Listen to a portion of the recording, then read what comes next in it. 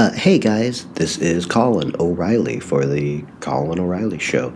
I am back. I'm super excited. Each week I'm going to be talking about science, technology, UFOs, the paranormal, etc. I'll still be interviewing awesome comedians from time to time from both LA and Portland. I'm back in Portland now. And today this is my first solo episode, so hopefully it doesn't sound terrible like I'm just reading the news, but I think it's going to be awesome. Today's show has two cool science stories from the news. First up, we're going to explore a recent AI experiment that used the video game Minecraft to explore AI characters working and living together in their own virtual world. And then to close out the show, I'll be discussing some of the UFO stories that have recently been in the news. And by the end of this episode, you will have an OG PhD in AI and UFOs, which is everyone's dream, I know. Okay, let's do it. First up, AI Matrix in Minecraft. This is about, I think, the coolest experiment I've ever heard of. This is about a story about Project SID, an AI experiment created by former MIT professor and neuroscientist Dr. Robert Yang. The professor and his team at Altera AI decided to see if they could create an AI civilization from scratch. For Project SID, the company populated a Minecraft world, naming it Smallville and filling it up with 1,000 autonomous AI agents to see what they would do if left to their own devices. And I think the results are super fascinating and awesome. Side note, these autonomous AI characters are known in video games as NPCs. NPC stands for non-playable characters. In video games, these NPCs are characters that you can talk to, exchange information or items with, but you yourself cannot control or play as. In the real world, we'd call these other people or background characters. I joke, but Project SID it's fascinating. Dr. Yang programmed these NPCs with memories. They were set free to just live their digital lives, and the scientists observed them to see what would happen. The NPCs were found to form individual personalities with unique traits and their own characteristics. The NPCs began to track social cues and even react to them. For example, in one case, an AI chef tasked with distributing food to the hungry gave more to those he felt that valued him. The scientists also introduced a taxation system into the NPC's world of Smallville in the Minecraft servers, and the AI characters began to vote on raising or lowering their own taxes and even attempt to sway the votes of other NPCs nearby in their virtual villages. The scientists hope to scale up these simulations to millions of NPCs in the future to preview the effects of things like economic policies or natural disaster responses. I just think this is so fascinating. Like, they created a mini matrix. Another example I thought was really cool was, despite all the NPCs starting with the same personality and same overall goals, which were to create an efficient village and protect the community against attacks from other in-game creatures, the NPCs spontaneously developed specialized roles within their community without any prompting. They diversified into roles such as builder, defender, trader, and explorer. Once an agent had started to specialize themselves in these defined ways, its in-game actions, they said, began to further reflect its new role. As example, an AI artist would spend more time picking flowers in its virtual world. The AI farmers would gather seeds while the guards would build more fences. One of the scientists said, "We were surprised to see that if you put in the right kind of brain, they can really have emergent behavior. That's what we expect humans to have, but don't expect machines to have," he said. The Stanford team has released this code online as open source, and since then a number of different AI demos have been released, each to showcase research into this type of human AI interaction. There's a recently released version called AI Town, which offers a simple but engaging environment where self-directed AI characters interact with human players through the use of chat prompts in a small town setting. The experience is more like a text-based adventure game, but it shows how computer intelligence could add a totally different dimension to digital interaction. Another online crowd favorite is the quirky open source project called Thistle Gulch. It's a game demo showcasing the use of AI to populate a fictional virtual Wild West town with 15 different characters, each with their own unique personalities. The backdrop is a murder investigation, and the whole thing is powered by ChatGPT 3.5. It's a great example of where this kind of autonomous character technology is likely to lead, both in games and interactive entertainment. And I just wanted to point out some other notable observations from the experiment include some of the NPCs were observed to spread religion and even convert other NPCs. They would share memes with each other, and at one point they even held a spontaneous Valentine's Day party, which I just think is random and funny. And one of the simulations, AI agents banded together to set up a market where they agreed to use gems as a common currency to trade supplies and built their own economy. And according to the scientists, it was not the merchants who traded the most, but a corrupt AI priest who started bribing its townsfolk to convert to his religion. That's so mind-blowing. And this is my favorite one. In another simulation, an AI agent named Olivia, she worked as a farmer, provided food for an entire civilization until the tales of another NPC village explorer named Nora inspired her to go on her own trip to explore her virtual universe. However, Olivia gave up on the idea after other villagers pleaded with her to stay and focus on their harvest, prioritizing the common good rather than her dream. That's fascinating. Dr. Yang said, because our agents are social and grow over time, they're impacted by group dynamics, but also use their individual power to change the system. This was tested in yet another simulation of theirs where they ran parallel civilizations, one led by Donald Trump and the other led by a virtual VP, Kamala Harris. They were given the same constitution and told they could vote to amend it. Both the AI agents, Trump and Harris, in each of the different scenarios chose different paths. The Trump-led society voted to increase the number of police in their virtual world, and under Harris, the agents focused on criminal justice reform and removing the virtual death penalty.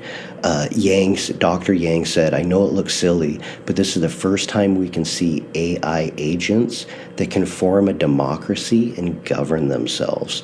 They also observed AI characters capable of changing their plans according to circumstances and teaming up for rescue efforts when they found one of their fellow villagers had gone missing. According to Dr. Yang, multiple AI people can organize at a, quote, unprecedented scale and achieve what individual AI agents cannot. He said, humans are the only species to land on the moon because we can cooperate at a vast scale. Dr. Yang wants to see if organized AI characters can do the same. Though starting in games, we're solving the deepest issues facing AI agents, he said. Coherence, multi-agent collaboration, and long-term progression. He says humans cannot afford to, quote, micromanage every AI, as is the case with current chatbots like ChatGPT. This means that machines will have to be more autonomous, but they cannot be just trained to act like humans, he said. Their deepest motivations must be aligned with human values. As AI agents become an integral part of human civilization, they must collaborate with each other and the rest of us, he added. His vision of a truly autonomous AI agent includes agents that can be left alone and achieve progress independently by collaborating with each other for extended periods of time. All the while, they have the best human interests in mind and are capable of verbally expressing their thoughts and feelings, he said. And according to its website, the company's aim is to create digital human beings that live, care, and grow with us. They foresee AI civilizations programmed to work harmoniously with humans and left to evolve for what the AIs would perceive as millions or billions of years, but to us would seem like just a few hours or days. In this current AI experiment they did within the Minecraft game, 12 in-game days equaled 4 real world of our hours. That's just totally mind-blowing. I think this whole AI experiment was so fascinating. It made me wonder, like, us as humans, we could be living in an AI simulation right now that some other advanced alien extra-dimensional species has created us just as we've created these AI characters. And maybe that's even what UFOs could be, or aliens. Maybe they're these outside forces that created our virtual world that we think of as the real world. Speaking of smooth transitions, UFOs, part 2 of our show this week, and closing things out, I just want to give a brief overview of recent UFO news stories that I'm sure you all obsess over as closely as I do. There have been hearings these past few weeks in both the U.S. Congress and Senate on UFOs. During the most recent congressional hearing, and while under oath giving sworn testimony, a man named Lou Elizondo, who's a former high-ranking combat veteran, whose previous job was investigating UFOs for the Pentagon, testified that Roswell did really happen and that a UFO government cover-up continues to this day. Additionally, last year, a federal whistleblower who had been working for both the White House and the Space Force, named David Grush, also went public giving sworn testimony in a similar hearing that the U.S. does indeed have a UFO program. Additionally, this past week, the U.S. Senate also held UFO hearings of their own. The hearings were chaired by New York Senator Kirsten Gillibrand.